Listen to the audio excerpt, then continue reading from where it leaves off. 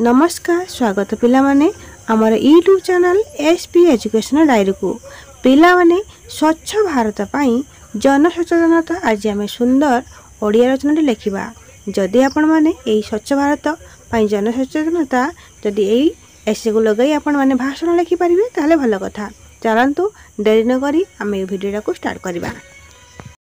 स्वच्छ भारत पाई जन सचेतनता फास्ट लिखिए पिला माने उपकर्म सुस्थ सुंदर जीवन धारण पाई मानव समाज पाखरे एक उपयुक्त परिवेश आवश्यकता रही केवल मनीष समाज कहीं समग्र प्राणी समाज पाई एक परिवेश गुरुत्वपूर्ण भूमिका ग्रहण करे। जदिओ आपाततः आमे आम घर ग्राम और नगर परिवेश को परिवेश अंतर्भुक्त करिथाउ तथापि जल स्थल आकाश परिवेश अंतर्भुक्त जल तेबे परिवेश स्वच्छता प्रसंग में आमको मुख्यतः आम हाथ पाहांतारे थिबा चतुर्दिगरे परिवेश को विशेष भाव में बुझू। नेक्स्ट देखिए पिला माने आवश्यकता परिवेश स्वच्छ निर्मल रहिले जन और प्राणी निरक सुस्थ जीवन यापन करिवे। एहार उद्देश्य रे समस्त स्वच्छ परिवेश प्रति और निर्मल परिवेश सचेतन हेबे नचेत रोग व्याधि घटी रहिबो।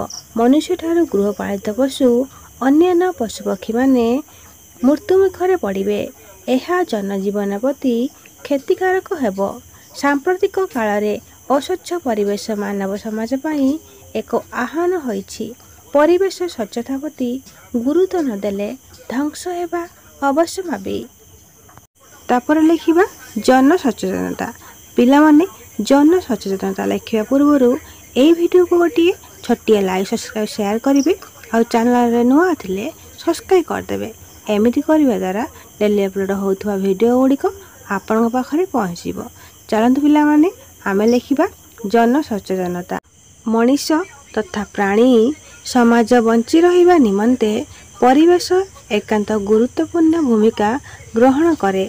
अतीत रे मनीष जो सुस्थ परिवेश रे जीवन धारण करुथला ताहा वर्तमान आउ नाही। तेणु वर्तमान परिवेश रे स्वच्छता एक प्राथमिक कर्तव्य। गृह और ग्रामर सन्निकटवर्ती नाल नर्दमा सफा रखिबा रास्ताघाट रे स्वच्छता प्रति ध्यान देबा रास्ता रे पचसड़ा द्रव्य परिबा चोपा मल और आवर्जना न फिंगी ताकू पति देबा मला जीवजंतु को शरीर को पानी रे रास्ता कड़ रे न फिंगी सेमानंकु पति देबा पाई सचेतनता सृष्टि करिबा।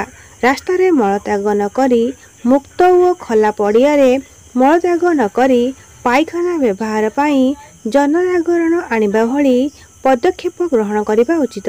मनीष बंची रहिबा मूल रे परिवेशर भूमिका विशेष गुरुत्वपूर्ण होइथिबारु ए क्षेत्र रे मानव समाज सचेतन हेबा आवश्यक। पिला माने तापर लिखिबा उपसंहार अस्वच्छ परिवेश मानव समाज पाई अभिशाप सदृश। जन्ने सचेतनता सृष्टि नहेले परिवेशर स्वच्छता रक्षा संभव हेब नाही।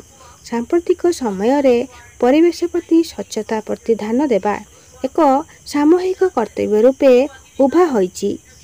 जे पर्यंत संपूर्ण भावे जन सचेतनता सृष्टि न होइछि से पर्यंत एहा एक समस्या रहिबो एवं क्षतिकारक हबो। पिला माने वीडियो देखिथिबारु आपण मानकु बहुत धन्यवाद रहुछि। जय जगन्नाथ।